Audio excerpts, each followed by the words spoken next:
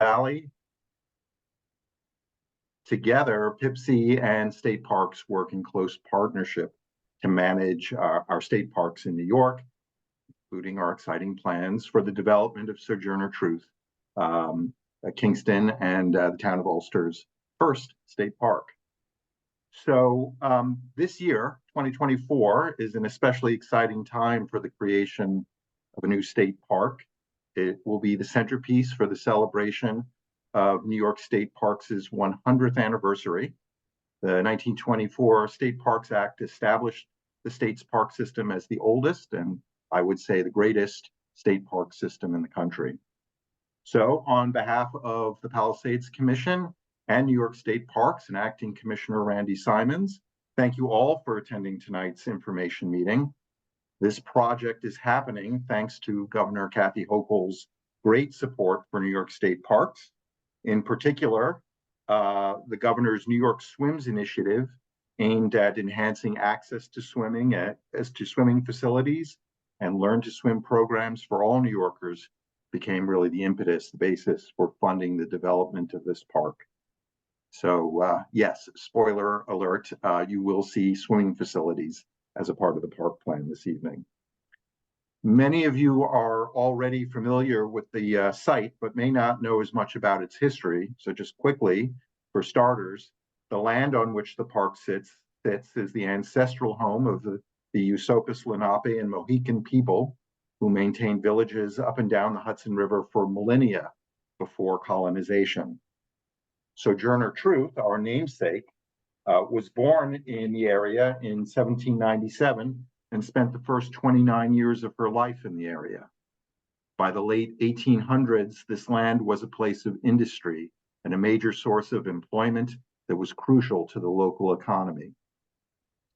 When those uses ended, the land, stripped and scarred, became the subject of much speculation, including plans for a large condominium development that persisted until not so long ago, when our friends at Scenic Hudson stepped in and purchased the land for preservation as a park.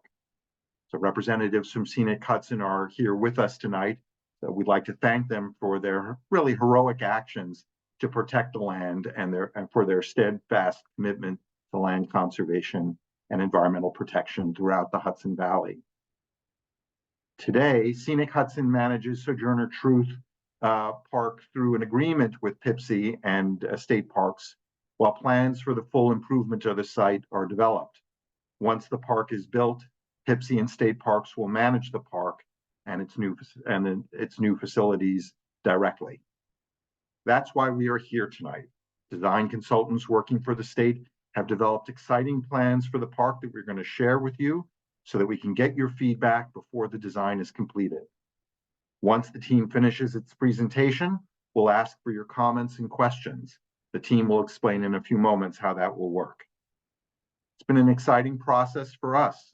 Sojourner Truth State Park is destined to be a great asset for Kingston, for Ulster, and the surrounding region. With all the recreational qualities one might hope for in a state park, but in a unique and truly beautiful setting, as this once industrial landscape is transformed into a place of nature, tranquility, and fun. So before I turn over to the design team, I want to thank a few folks, and then we'll go just quickly over a timeline. First, I'd like to thank our partners at the New York State Office of Park Recreation and Historic Preservation, led by Nita Ciccatelli and Pat Kirshner, who are with us tonight. They are our Sojourner Truth project managers.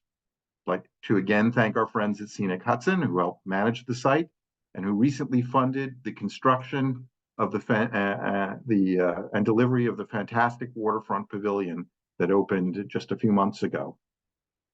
I unfortunately can't see everybody who is a participant here, but I'd like to thank Senator Michelle Hinchey and members of her staff who are present, Assemblywoman Shrestha and members of her staff, Mayor Noble of the City of Kingston and his staff, representatives from the town of Ulster. I believe we also have Sabina Prescott from the Palisades Parks Conservancy and representatives of the planning, arts, and community development organizations and members of the planning departments in Ulster County and the city of Kingston and the town of Ulster. I'd also like to thank my own staffs, the PIPSI staff and staff from the Palisades region of New York State Parks, who are really feeling very honored to have this new park in our region and the responsibility we will soon take on. So lastly, I want to recognize and introduce our very talented park design team led by James Corner Field Operations and its associate partner in charge, who you've already met, Karen Tamir. Karen's going to take over the presentation in a moment and introduce members of her team. But why don't we quickly review a timeline for the project? If you could go to the next slide. So you'll see that Scenic Hudson acquired the land back in 2019, I believe, in late 2019.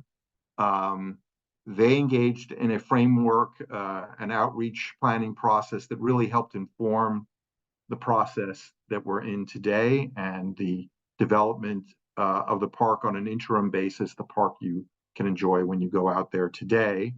The Empire State Trail opened in early 1921, and then New York State purchased the land from Scenic Hudson in the summer of 2021 for the development of the first phase, the temporary improvements that you're enjoying today. Governor Hochul announced the opening of Sojourner Truth to the public in 22, and planning for the park construction began later that year, with the waterfront trail and a river pavilion opening just last year. So that's where we are. We hope to be completing designs this year and moving quickly to bidding the project out for construction so that we can deliver the first facilities as quickly as we can. So with that, let me turn over the presentation to Karen, who will take us through the design program. Hi again, everyone. So I do want to recognize our team. We don't work in a vacuum. We have a very experienced and talented team all working alongside in coordination. So first is us, field operations. We are the project lead, landscape architect, and design architect on a couple of facilities. Mass Design Group, Hudson Valley Design Lab. We're doing 3 of the buildings, public engagement and interpretive content. Labella Associates, geotechnical, structural, environmental engineer, as well as an architect of record for a couple of the buildings. Philip Habib and Associates, traffic and civil engineering. Altieri Sieber Weiber, MEP engineering and alternative energy generation in the park. Branston Partnership Inc., lighting designers. eDesign Dynamic Ecology and Natural Resources. Durham Consulting Cost Estimating. Hudson Cultural Services, Historic Preservation and Cultural Resources. Portrait, who is doing the graphic identity and signage. ETM Associates, maintenance operation, planning and budgeting. So as you could see, deep bench of expertise alongside us on this project. If you can go to the next slide, a couple of housekeeping before we add into the presentation, the meat of the meeting today. One, we muted everybody here until later when we are starting the Q&A. So you can type in your questions in the Q&A tab. We will answer them in order at the end of the presentation after we are done with the presentation. If we have any additional time, we will also enable the raise a hand and let people speak and ask questions and comment verbally. We also have a member of our team here who is available to assist in Spanish language translation, so feel free to type in Spanish and speak in Spanish at the very end if we have time. Next. Today we will talk about Sojourner Truth State Park, the site, a little overview of what's there today and where we are heading, overview of the design, of course, incorporating what we've heard along the way. We have been working for a little while and we have engaged a little bit, and so wanted to share that as well. And at the very end, we'll have the Q&A as I just described. I will pass it on to my colleague, Colin Curley, to start the presentation. Thanks, Karen. So here, just by way of orientation, Sojourner Truth State Park, it's a new 500-acre state park in the city of Kingston and town of Ulster. As Joshua mentioned in his opening remarks, one of the things that's really exciting about this park is that it's not just a regional destination, but a park that's really connected to the city of Kingston and communities around the park, particularly through local and regional trail networks, including the Kingston Green Line and the Empire State Trail. Chris, can you mute, please? Thanks. The site today, as Joshua mentioned, it's been open to the public for about 2 years now through investments made by New York State and Scenic Hudson. So for some of you, this may be your first time hearing about the site. For others, you may come and walk your dog here every weekend. So there's the parking area at the end of John Street, entrances to the Empire State Trail at the north and south. When you come into the park today, you come off of First Avenue and Main Street. There's a parking area with a connection down to the Empire State Trail. As well, there's a trail that leads you out to Steep Rocks, where there's a really amazing panoramic view. And as Joshua also mentioned, the waterfront trail and waterfront pavilion here that Scenic Hudson and the state worked on that opened recently, just a few months ago. The site is very layered in its history. It's a really special place that, as Joshua mentioned, is the ancestral homelands of the Munsee Lenape, Mohican, and Mohawk peoples. It was also, some of this land was part of what was called the Kingston Commons after the Dutch colonization of Kingston. But really, what left the major force of shaping the site the way that it is today were industrial operations from the 19th into the 20th century. So what you see on the lower left here is an image actually of clay extraction from this site for manufacturing of bricks. And on the lower right, also ice harvesting on the Hudson River. These ice houses were often co-located with brickyards. So truly the industrial operations here that ran from the 19th century through even until the late 1980s shaped the landscape that we have on the site today. So you can see in this illustration all the brickyards that formerly lined the Hudson River shoreline together with ice houses. Areas in brown represent areas that clay was extracted from the site. And then perhaps most dramatically, where you see the areas of darker gray, those were all quarries for the manufacture of Portland cement. The Hudson Cement Company, the ruins of that plant are still on the site today. And that created a number of the quarry lakes that exist on the site today. In the 30 or so years since all the industrial operations have ceased, nature has really started to take back the site and reclaim a lot of these areas. Additionally, the industrial operations weren't really even throughout the site. There are still also some areas of mature forest that remain. And so it really is a very special place that we're really honored to be working with and very excited to welcome you all to the park. So our site approach is strategic and surgical. We really want to allow nature to continue to heal and to reclaim the site. We're also helping it along in a couple of places with some focused restoration and habitat enhancements. We're hoping to reveal really the beauty of this site and create a design where folks can really come and feel and experience what makes this place so special. It's very difficult to capture the qualities of the site in photos. It's something you really have to go see and experience.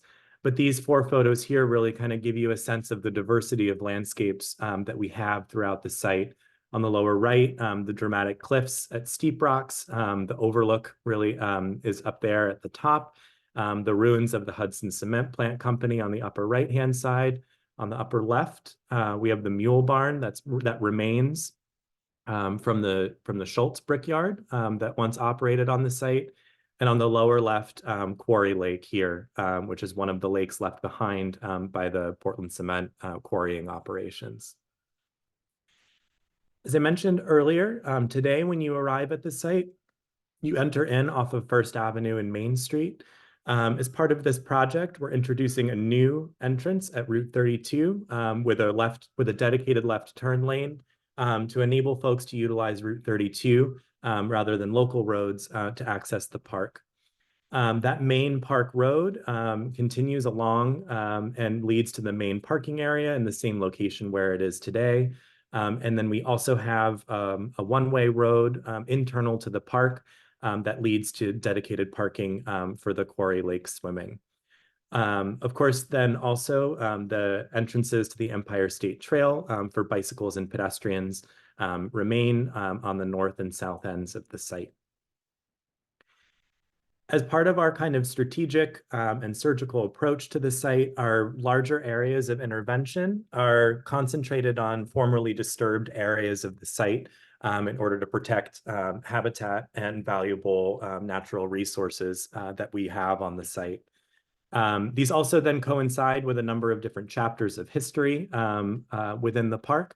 Up at the northeast corner of the park, you can see the Schultz Brickyard, where we do have two structures that remain from the brick-making operations, a square chimney and the mule barn.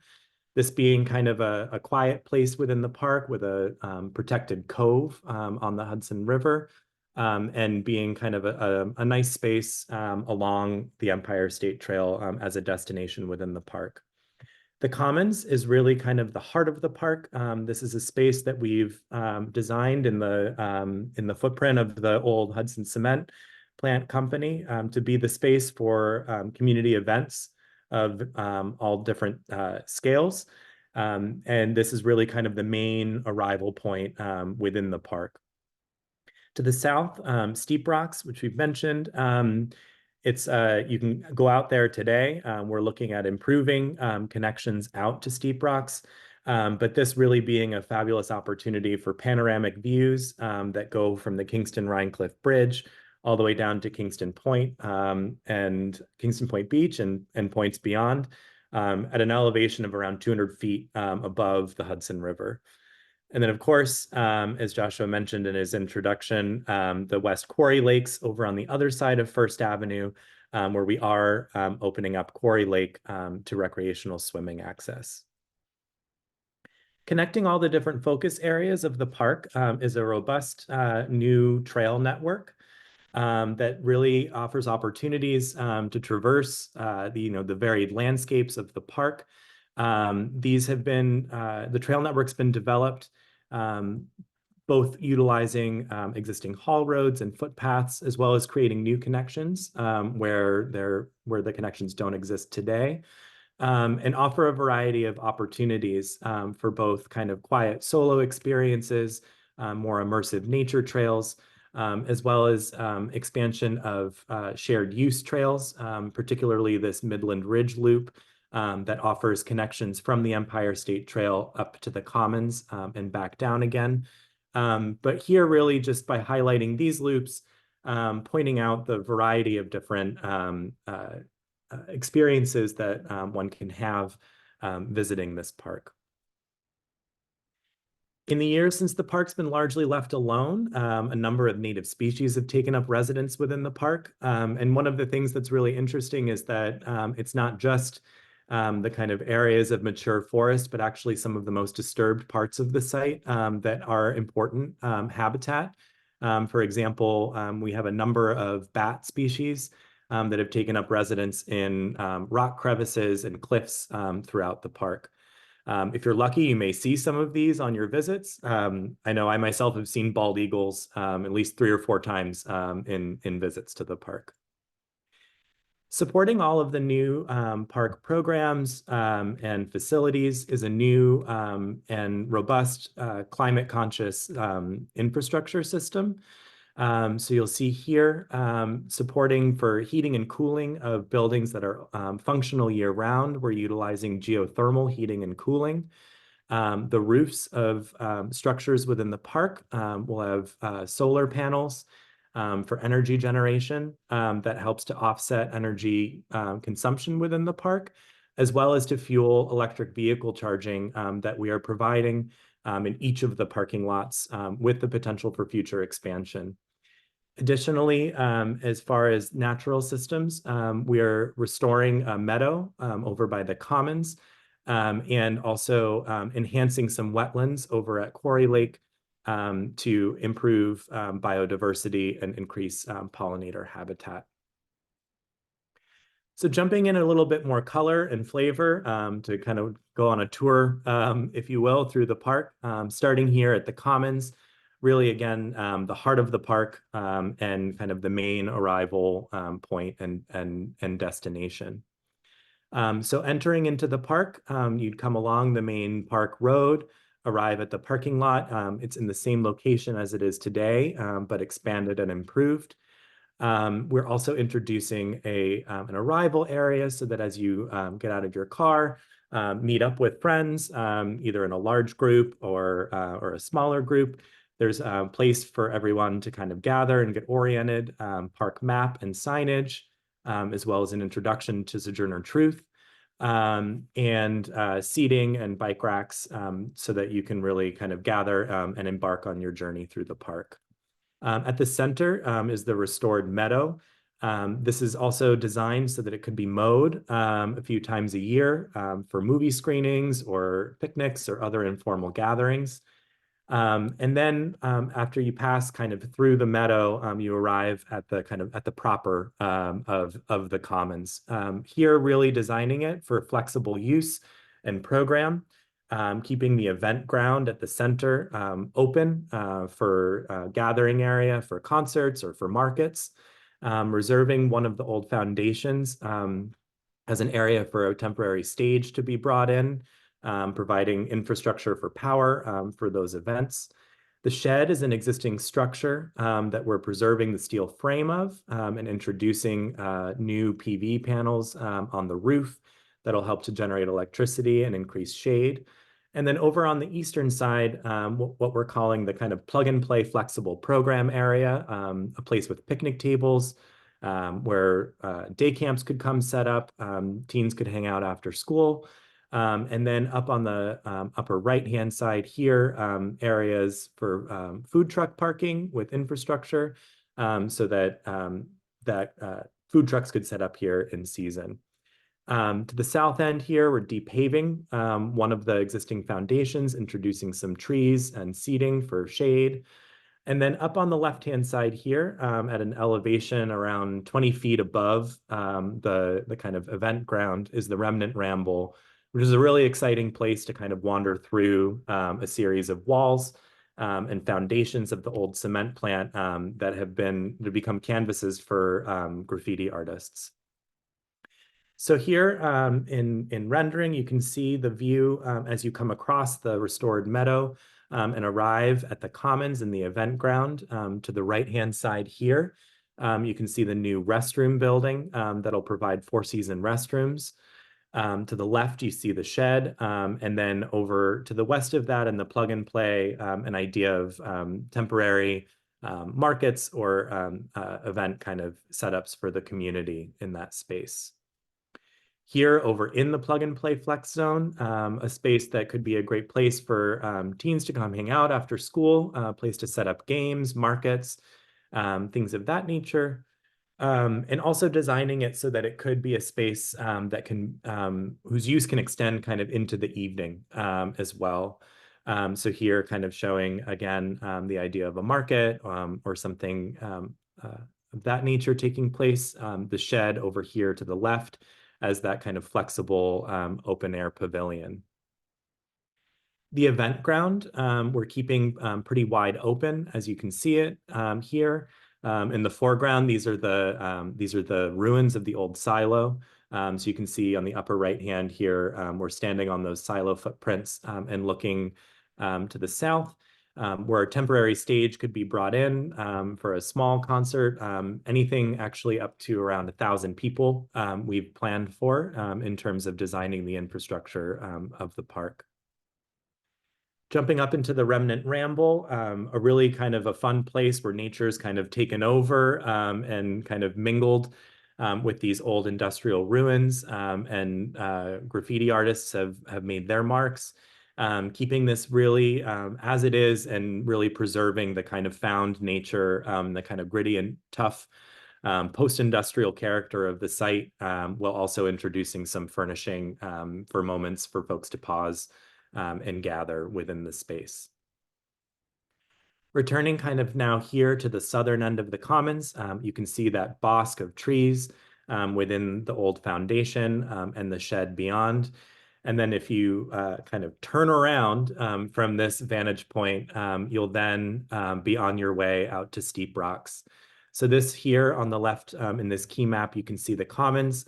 So now exiting the commons along this kind of orange highlighted trail here is a new accessible trail to Steep Rocks, which is a really important priority for the project to ensure that folks of all abilities are able to get up to the overlook and to the plateau at Steep Rocks and take in this really amazing view. Along the way, we also have, you'll also encounter an outlook over Lost Lake. And up here, as you kind of turn into the valley that leads to Steep Rocks, another arrival area for orientation within the park. By way of a view here, this is what you'll see as you come up and ascend kind of to that plateau at Steep Rocks with the overlooks here in the distance. And then here, that view, again, making this accessible to folks of all abilities, making it safe and ensuring that folks can enjoy the really amazing panoramic view afforded at the top of Steep Rocks. Jumping over to the west side of First Avenue, the West Quarry Lakes. This may be why many of you are here this evening to hear more about the swimming program that is part of Governor Hochul's New York Swims initiative. And so, as Joshua mentioned earlier, we are opening up the West Quarry Lake here to recreational swimming access. So looking at the Quarry Lake in context within the park, if you're coming by car to come swimming in Quarry Lake in the summer, you'll come in off of the Route 32 entrance, make your way down the Park Road, cross First Avenue and Main Street, and through the park entrance and pay booth. If you continue straight, that'll lead you to the main parking lot, but taking a right, you'll pass down this one-way parking access drive, and you can park here at this dedicated swimming parking, make your way across First Avenue through the forested wetland and over to the beach. Arriving at the beach, we have furnishing, including picnic tables and umbrellas for folks to sit and gather in the shade. Here again, also introducing infrastructure for food trucks to park there during the summer. A swimming pavilion here with outdoor showers, changing areas, restrooms, and lifeguard facilities. And then the swimming here, there's kind of two opportunities. One is the interior of what's this floating crib pool.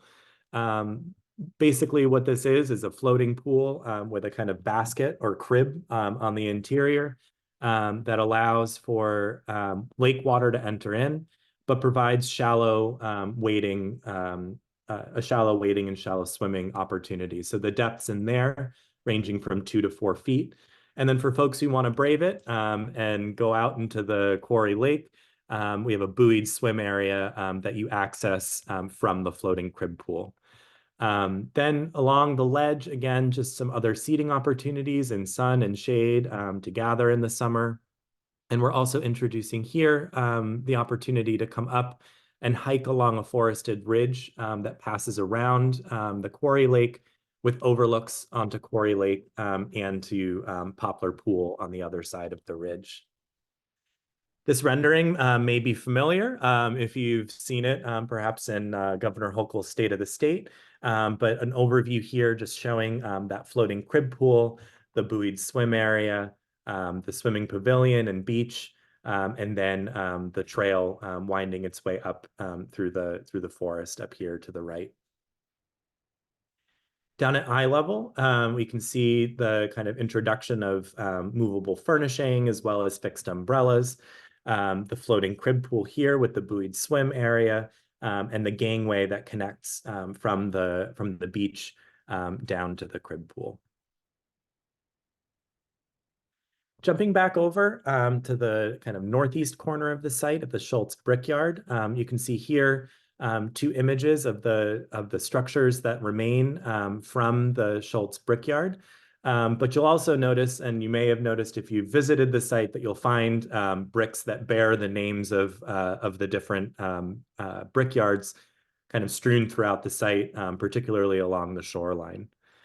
So this area here, you can access either by coming from the main parking lot and utilizing the Empire State Trail connector that's there today. You could also come in from the North Trail entrance at the end of John Street, or perhaps even come in by kayak to this kind of protected cove here, either from Kingston Point Beach or Points North.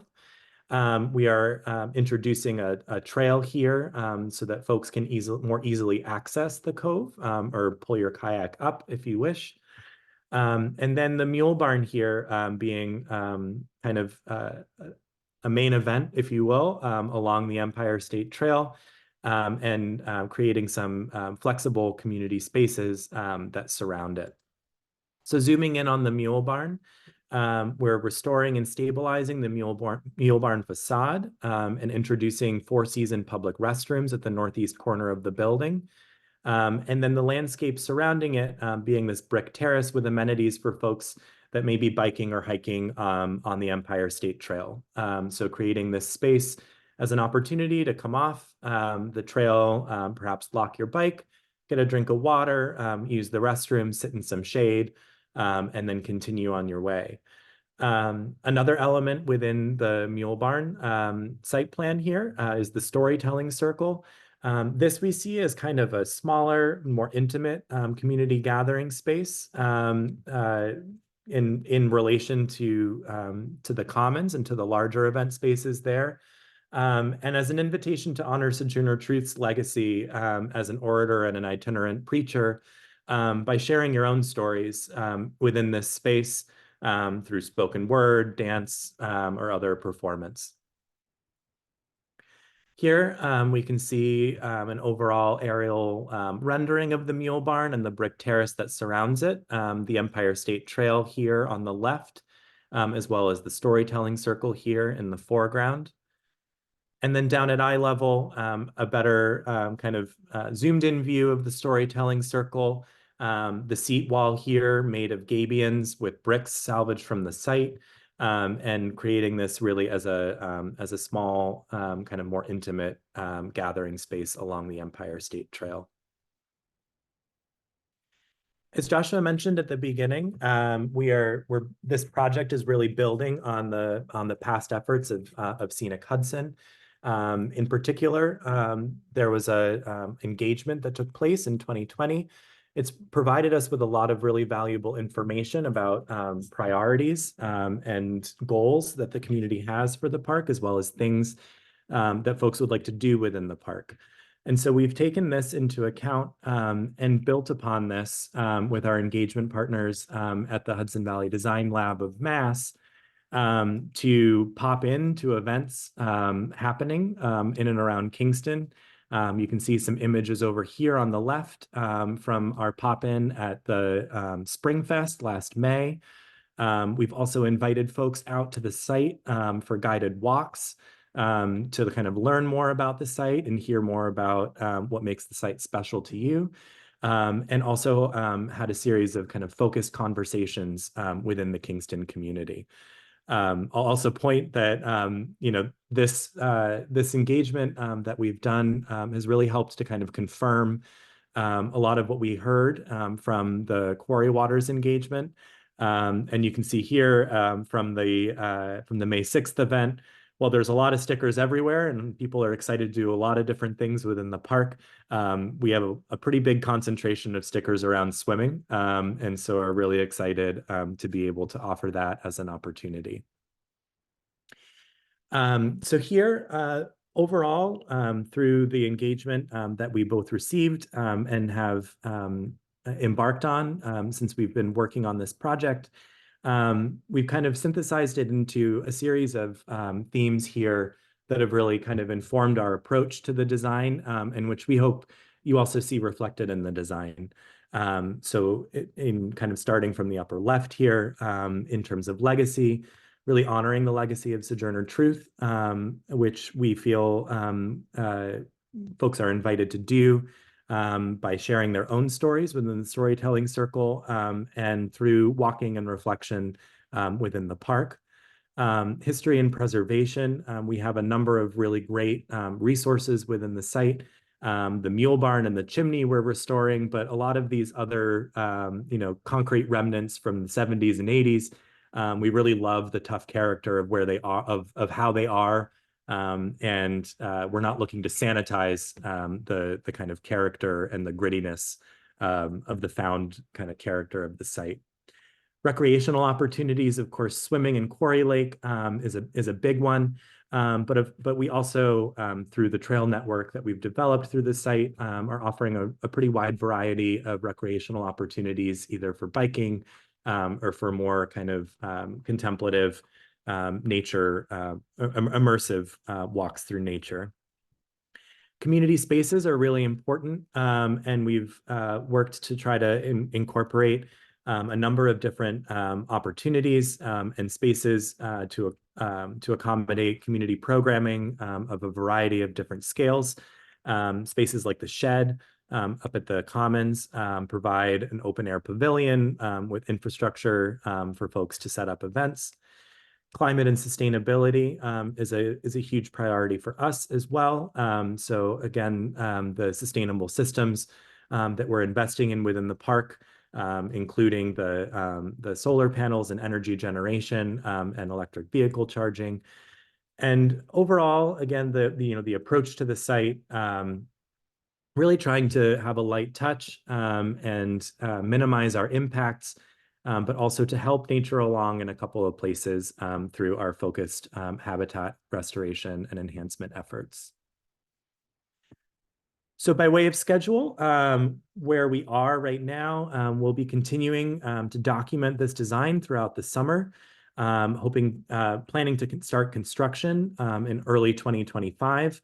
We're all eager to take a jump into Quarry Lake and planning to be able to do that by summer of 2026, with a full completion of the park coming in early 2027. So with that, I'll hand it back over to Karen and the full panel here for Q&A. Before we get into the Q&A, I just want to point out that there is a email address in front of you on the screen, and feel free to email that address with further comments, feedback, or questions. We may, if we can't answer one of the questions, we may ask you to to send the question to this email, where we can then take our time and answer you properly.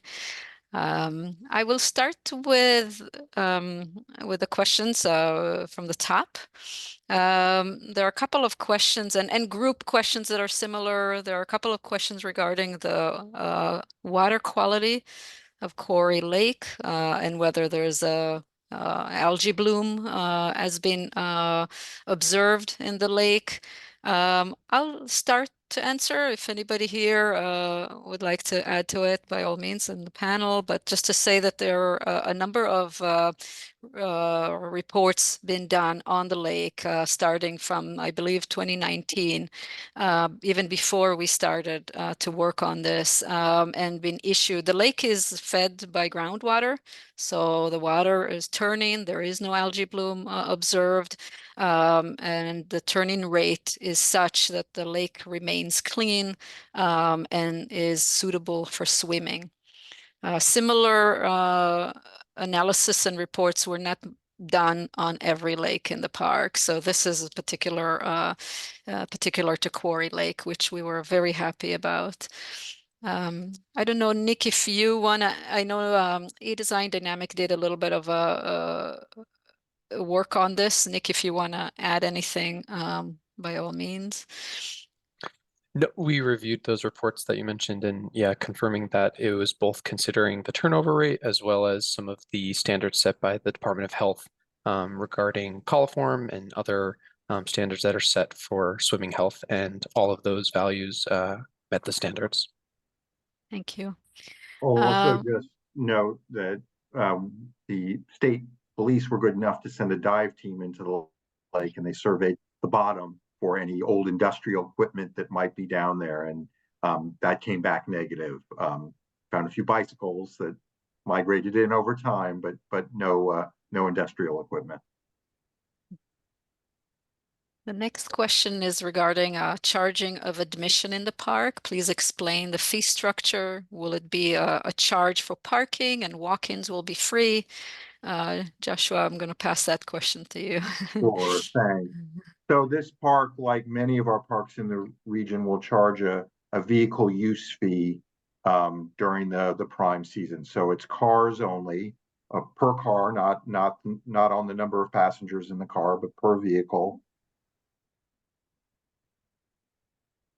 So if you're biking in, if you're walking in, if someday in the future there are public transit options, by ferry, by bus, that will all be free of charge. It's only for per vehicle that enters the park. And the fee, as I say, the fee is based on the vehicle, not on the number of people in the vehicle.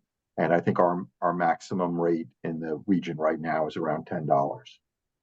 So, and it's, we charge at all of our parks that have swimming facilities.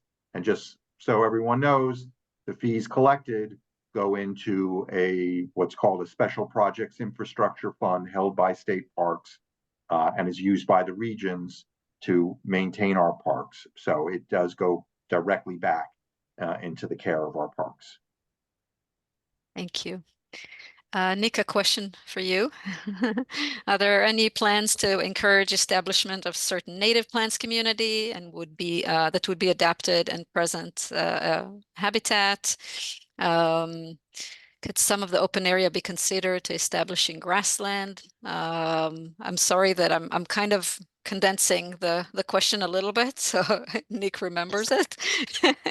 I have it open in front of me here. Oh, So. okay. So if you'd like to answer, thank you. Sure. So our two main focus areas in terms of habitat restoration and enhancement, the first being the Commons Meadow that Colin was showing in the Commons region. So that would definitely be a grassland. Our approach there, as Colin was mentioning, was to really first see what are areas for preservation, what are some areas that have existing high quality native species, areas that have valuable habitat. Those areas would be preserved. In the areas that we're looking for enhancement, we're going to be including all native species, specifically because the site is post-industrial. There are some specific qualities that we need to think about when we're creating a planting schedule. So we try to focus on native species that are hardy, able to deal with a lot of different elements, especially the site has a lot of alkaline soils. So we try to cater our planting schedule towards species that can deal with those site conditions.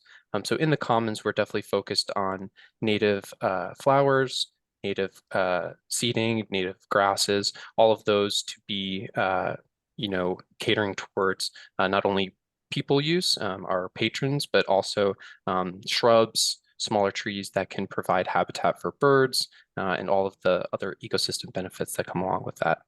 Then in the wetlands near Quarry Lake, those areas to address your question regarding the wetland habitat and wetland plant communities, we've taken kind of a two-prong approach there. In some of the areas where we've seen a lot of dominance by Phragmites, we're targeting that approach for clearing and grubbing and trying to remove those Phragmites and really taking a restoration approach since there are not many high-value existing species there. In areas that there are existing high-value species, we're trying to preserve what is current and clear the areas that may not be of high value. Within the wetland footprint, we're trying to establish a closed canopy forest. So that first starts off with seeding the area with both sun-loving plants and shade-loving plants, along with trees and shrubs that are again native and useful in these kind of conditions. The plan there is that with time, as the closed canopy starts to form, the sun-loving grass species will start to die off, giving way towards the shade-loving species. And with the closed canopy, the shade will be able to prevent recolonization of the Phragmites. Thank you, Nick. The next question is about parking and access coming from the southern end of the park. Are there any plans to upgrade the parking and access from the southern end? At the moment, I'll start by answering that at the moment we do not have any plans to improve the parking at the southern end of the park. At the moment, people will park in Kingston Point Beach. They can arrive by bikes and, of course, by hiking. I don't know, Joshua, if you want to add to that, or. Well, I mean, that's pretty accurate. We certainly have looked at options for doing a sort of parking trailhead at that southern end, where people could come and then get on their bikes or hike from there. The challenges that many of in our audience may know, if they're familiar with the area, is directly outside the park is the Hutton Brickyards, and so there's no public parking there. And then when you cross the boundary into the park, you're sort of immediately in the park on the Empire State Trail. So there's no real way to bring cars into that zone, except on the Empire State Trail, which is a big no-no. We're not, we're I think both for this park and statewide, we do not want cars on the Empire State Trail. Thank you. The next question is about biking. Can you give us a little more detail about the biking in the park? I'll hand it over to Colin, if that's good with you. Sure. Yeah. So the biking we see as, of course, all along the Empire State Trail. We are also creating shared use trails that will be able to kind of enhance the connectivity from the Empire State Trail up to the Commons. And we also have shared bicycle and pedestrian, separated shared bicycle and pedestrian trails along the park road and along the road that leads to Quarry Lake. Following on that, there is a question whether we would support overnight camping for long distance cyclists using the Empire State Trail. And I'll pass it to Joshua. So at the moment, that is not a part of the plan. Camping is when it's managed by the state, can be rather involved. So I don't think we want to sort of preclude it as an option. Just speaking for the region, we're interested in growing our camping opportunities throughout all of our parks. It really pretty much limited to Harriman State Park right now. So, not a part of the plan now, but something we'll think about for the future.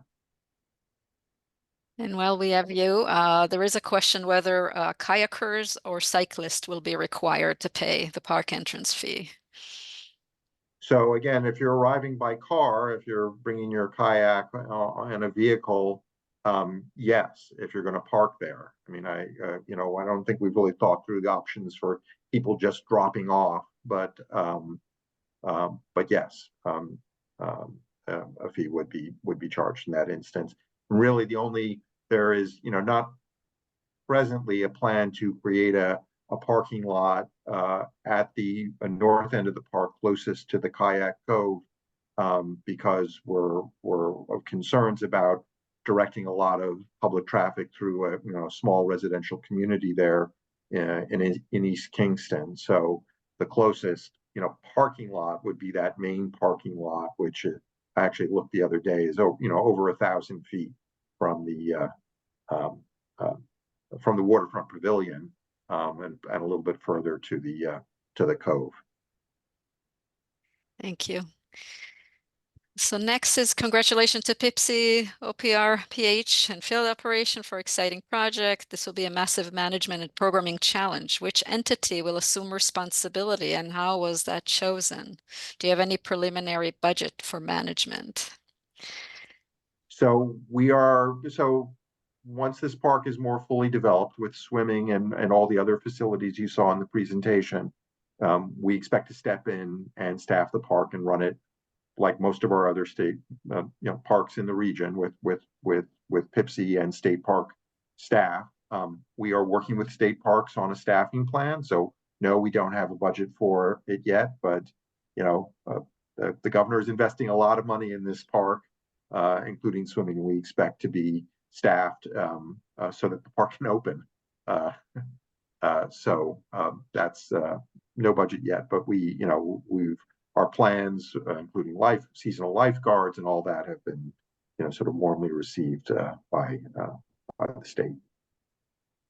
Thank you. You mentioned kayak connection is one of the top 5 stated interests, yet there is no detail on what that connection would be. Will there be a proper and safe embarkation launch? I'll start, and if anybody wants to add to that. So we tagged the cove, the natural cove that Colin had shown next to the mule barn and that area, as being a safe area to launch and embark and perch on. So kayakers are welcome to use it. We have not created a parking lot for kayak drop-off, again, to avoid any additional traffic through the neighborhood. So we certainly encourage people to come drop their kayak and or arrive by kayak, come and enjoy the park.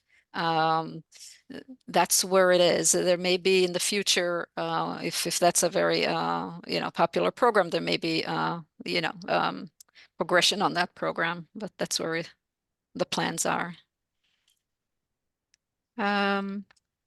Next question, will the roads be paved? Yes, the roads will be paved. A couple of the parking lots will have portion of them being pervious surface. State card will. Do you want to talk about the trails as well? Yeah, the trails will be soft crushed stone. The majority of the trails, with the exceptions of those that have already concrete or asphalt pavement on them, and there's a few of those that are, like North Road that crosses a portion of our site, as well as the area by the commons that has concrete everywhere, essentially. But the majority of the trails will be, sturdy enough, so accessible and natural in feel, because there will be crushed gravel, if you will. Another question here is, state card will be usable to pay. Will state cards be Yeah, I think you're talking accepted? about the Empire Pass and so forth, and the answer is yes, of course. All of our parks in the region accept those cards. Next question is, are there public events scheduled for 2024? Chris, do you want to take that one? I know you are very in tune with everything that is happening. Certainly. Two particular things to look forward to. Specifically in May, we're trying to do an on-site walk, another Sojourn event in association with the Pinkster Week. So please keep a lookout for an announcement about the particulars about where to meet. And then also we're trying to look at something in June associated with Juneteenth as well. I would say keep an eye on Cynic Hudson website as well. They're still managing the site and may have other events coming up that we are not aware of as well. And I'll just add more broadly. I mean, you saw in the presentation that we have a notion that the commons, that old industrial core, it really should be a place that is capable of hosting events, special events, arts and cultural programming. We think that can be a really great component of the park. We don't have an exact program design yet, and we think that's probably something that needs to happen with more community input. So it's kind of a placeholder at the moment, but we think there's a great opportunity to do arts, as I say, arts and cultural programming in the park. Great. That may have answered the next one as well. Very excited to hear of the plan. Enjoy using the park very often. Are there any plans to incorporate art sculpture and installation inside the park with calls for submission by local artists? So that program has not been designed yet, but that is getting in the direction that we see the park going. So yes. Yeah. I understand that frontage on the Hudson is about 1 mile. Will there, the northeastern port where Colin suggested one might access by kayak be the only river access? At the moment, yes. At the moment, that's what we have. The river access for kayakers and such is at the cove. Well, I'll add that there is the water, that's the only point of direct access Correct. into the water. There are a few spots that many already know where there are sort of, I hesitate to say natural beaches, but beaches, sort of beach areas where anglers go down and drop their lines. There's the waterfront pavilion, which has a deck that extends over the water. So all those uses will continue. And I guess I don't know if there's a question about fishing, but we will continue to allow those uses to remain on the site. Thank you. Any options for temporary graffiti artist presentations, of an artist competition and display for a number of months as a way to promote art and dissuade illegal graffiti? I think that's kind of been answered in some way. We are embracing graffiti on the site. We are not scrubbing it off. It will be part of the site. We're not trying to sanitize what's there. We actually, also like seeing kind of the life that be it graffiti life, right? That's kind of starts to populate the site too. So I think there might be, again, I don't think that we are there quite yet, but certainly if there's a kind of a big desire to see it, I think that could be part of the art program. I hope you folks have an option to buy if Hutton sells. Okay, yeah, we hope so too. Will the park be open year round? Yes, that is our intention, to have it open year round. Whether the vehicle use fees would be year round or not, I don't think we've quite determined yet. In a lot of places, we only charge during the summer season, but in some places we do charge year round. So we've still got to make that determination. But our expectation is yes, the park will be open year round. We're not going to plow every trail when there's snow, but we'd love to see people come out and have a good time in the winter. Yep, and snowshoe. We do have both at the Commons and the Mule Barn restrooms that are operational 4 seasons. And the administration building. And the administration building too, yeah. Since the swimming is very popular, can it be prioritized for completion earlier than 2027? I'm going to hand it to Pat. Yes, it is prioritized. We hope to have it open in summer of 2026, early in the summer. That's going to be the priority in the sequencing of all the work. Yes. There's a massive need for simple overnight camping for cyclists. We've answered that. At the moment, it's not part of the program. Again, maybe in the future. Will there be fee for EV charging? That is the direction we're going in. There are some places where the state is picking up that tab as part of its overall park electric bills, but with the goal of expanding EV parking, here and throughout the region and throughout the state park system, it just becomes not manageable to cover that. So likely we will charge here. What about seniors weekday coming in by car to kayak? That's a great idea. It's not something we've discussed yet, but it's certainly a worthwhile idea to consider. Any consideration of more permanent food services, i.e. a cafe, something like that? So right now, as you may have seen in the presentation, there are sort of notions of areas where food trucks will be able to park and set up, with us providing electric so that we don't have to have noisy generators going there. I don't know that it showed on the plan, but there was also a location for trucks in the beach area. I think we need to determine whether there's really a market for a permanent fixed structure, just given the seasonality, even though we may be open 12 months, visitation drops off a lot during the summer. And so, you know, and a lot of our parks, even though we get lots of visitation, many people bring their own food and picnic. So I think, you know, that is sort of a, you know, we'll see over time whether that seems like it's merited. And I would say that a couple of the buildings are planning to have vending machines, so that would be potentially permanent there. The next question, will the park or portion of the currently open park be closed during construction? Will all of the construction take place during a single phase? And I'll pass it on to Trevor. Sure. So we are planning for this to be a single construction contract. That said, like you can see from our schedule, it is going to take place over a couple years.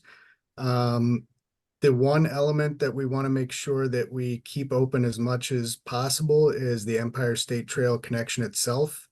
The other areas of the park, because of the scale and scope and impact of the design that we just presented tonight, there will be significant impacts to public access to the park. There will be closures as needed to work on the build out of the design, which includes redoing roads, parking lots, obviously all the buildings and the utility infrastructure that needs to take place. But as much as possible, we'll keep portions of the park open to the public throughout the duration of construction. Who would be your first responders or for emergency? Are you leaning on the East Kingston volunteers or another group? Joshua, maybe you. Yeah, so well, first of all, before I answer that question, let me go back because I've just been reminded by a member of our staff that we do already allow free parking for seniors over 65 during the week in our parks. So that we will extend that policy to this park as well. It doesn't include holidays, but all other weekdays. So as for emergency response, we have already, as a part of our process here, had meetings with both the Kingston Fire Department and the East Kingston volunteers, and so you know we've designed this facility to accommodate emergency vehicles wherever they may need to go, swim area in particular, and down to the waterfront pavilion. So we do expect to utilize local emergency services. In addition, you may have heard me note before that we got the state police dive team to come out and inspect Quarry Lake. You know, we are in touch with the state police as the entity that oversees the New York State Park Police and provides law enforcement at our parks throughout the region, so that they are prepared to also be the responding entity for law enforcement matters. Thank you. For those of us who that live in the neighborhood surrounding the park, will there still be access to the park from First Avenue and from East Kingston? So I would answer that yes, First Avenue still is an entrance, is not particularly encouraged for the park, but of course, those of you who would know about that entrance are welcome to use it. East Kingston, John Street will not be very welcoming. There are a few parking spots there, and those will remain as they are today. But again, discouraging folks from going that direction for parking. I'll add, and I think Karen answered that well. We're very sensitive to not wanting to be a good neighbor and not be a source of of traffic congestion in local communities. But at the same time, there's no real ability to sort of sift through those who live locally and those who may be touring through the area. Apologies. But the entrance off Route 32 is being designed with the hope, with the new dedicated left turn, that for a lot of people coming from outside the immediate community, that will be the most convenient entrance. And we'll be certain to promote that in our information that we provide, whether it's through websites or park signage. Thank you. Next question, striper season starts April 1st. Is there access for fisher persons? I think Joshua, you answered it before. Yes, fisher persons are welcome to enjoy the park. Subject to all New York State mhm. regulations regarding fishing in the Hudson River. Yes. And if Uh, the person who asked that question hasn't been down to the barge dock yet, you may want to check out the waterfront there with the new guardrail. You can get really close to the water from that point as well. Will a recording of this webinar be posted online? Matt Shook, I'll pass it to you. Yeah, so the commission has a YouTube page that will post this online. You can just search for the Palisades Interstate Park Commission on YouTube, and we'll make sure that it's up there in case folks want to watch it and look at the presentation again afterwards. I think we'll probably also work with partners at the Palisades Parks Conservancy to make sure that we share that information online through social media. Thank you, Matt. Will various pavilions be rentable for local community members?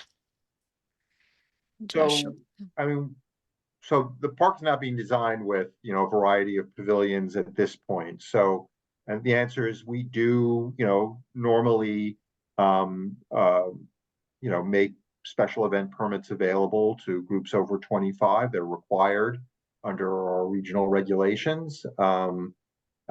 So I think, you know, probably the commons in the area around the commons are areas where a group might have, you know, a small gathering without interfering with other public uses. And I think that becomes the key thing. Where are those spots that we, you know, we can accommodate a group that wants to do some, whether it's a birthday party or some other kind of retreat, where can we accommodate that without without sort of diminishing other public uses? And we'll need to define those areas as we go forward. The next question, will any off-site infrastructure upgrades be required for the next phase, e.g. water or sewer upgrades from the city of Kingston? I'll start by saying that there's limited off-site infrastructure, not so much upgrade as installations. There will be a force main brought to the swimming pavilion and connected. The rest of the restrooms will have a septic system with them. Water is connected to First Street and is readily available, similarly with electric. So those are not long distances. They're right at the entrance of the park. I don't know if anybody here wants to add anything to it, but that's where the plans are. When will paid entry begin? I don't have an exact answer for that. I mean, as Pat Kirshner mentioned, the goal is to get the Quarry Lake open by the early in the summer of 26. So that would certainly be the earliest. We're not, you know, for the moment, and you know, the current operation there and the facilities that are available, we're going to continue to make those available without charge. It will really be I think bringing the swimming facility online may be the trigger for beginning those vehicle use fees. Yeah.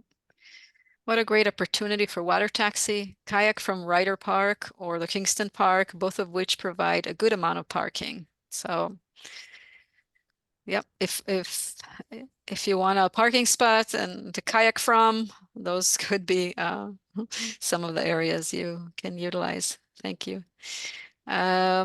Next one, could the swimming lake occasionally be used for kayak, canoe events, freestyle canoe demos, rolling and rescue kayak practices, and appropriately trained instruction with appropriately trained instructors?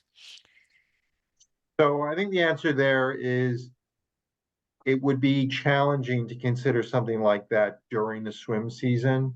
You know, because this will be a public swimming facility, it'll be lifeguarded. And, you know, we try to limit distractions that, you know, sort of interfere with our ability to keep the swimming areas safe. Whether we would consider it events like that during the shoulder seasons, you yeah, I don't think we've really discussed that yet. Certainly wouldn't rule it out, but the edge of the lake is not really, that's one of the reasons why we opted to go with the swim crib, because there's not really a natural beach zone for launching along that lake edge. It's a, it's a quarry lake. They excavated down, so it gets deep really quick, and has a hard elevated edge. Yes. We love the park as it is now. Glad you have listened to the local community, what local people want, as well as thinking of safety, native plants, and animals. Thank you. Will Devil's Lake be accessible, maybe for boating? At the moment, it's not. It's, I think, quite steep and difficult to get down to. We are trying to create as many trails and roads and everything accessible, accessible to people of all abilities, as Colin said, and this will be a very challenging one to do it with. So at the moment, it's not part of the Then plan. I'll also note that those studies that were referenced about water quality in Quarry Lake have not been done for the other lakes. So, we really couldn't consider anything involving, contact, human contact, without beginning to delve into those issues as well. Yeah. For the rentable pavilion, when will those be available to be booked? So there's not a rentable pavilion on the site. The waterfront pavilion that was sort of gifted to the site by Scenic Hudson, is a sort of anchor destination of the park. And our thinking right now is, if you rent that out, you've lost a real destination to the public, and that's, that kind of event should be, very few and far between. So the current plan does not include, a designated area or pavilions for rentals. If there seems to be a real demand for it, it's something we could come back and revisit in a future project.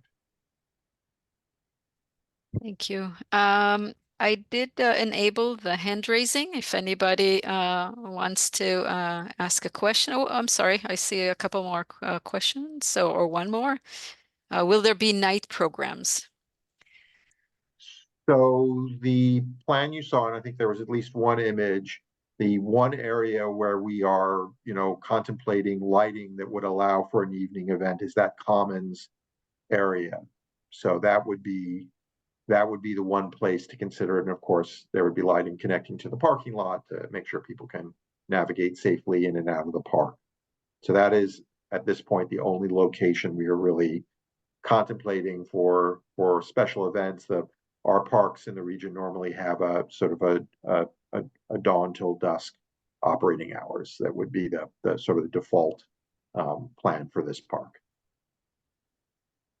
So as I said, I enabled the raised hand. If anybody wants to ask verbally a question, please raise your hand and we will give you the mic. We will unmute you. Okay, I don't see any raised hands. So with that, you have the email in front of you on the screen, which is why I left it. I want to make sure everybody knows how to reach us, where to look for us. We want you to keep in touch. We want you to be aware of what's coming and how to engage with us in the next few months. So please do. And I want to thank all our panelists for answering questions, Colin for presenting. If there's anything else that anyone wants to say, by all means, you can raise your hand. I see one more question here, just to be super clear, but there will be no space to rent at all. That's a question. For events, I think Yeah.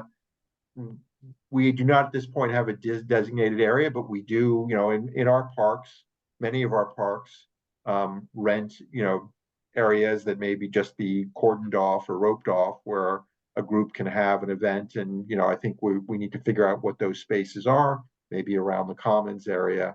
So we're not against it, but we're not really designing the park with a specific area sort of created for that use. And just to add to this, if one wants to hold an event or something like that, they would just request a permit. Is that right? Like they do today? There was an application. If it is a small sort of private event, yes. I think for larger programming, those who have notions of the commons as a place for whether it's an art project or a performance that would be a more publicly oriented event, then you would reach out to the region directly, and we would discuss whether we would discuss the parameters and consider a special event.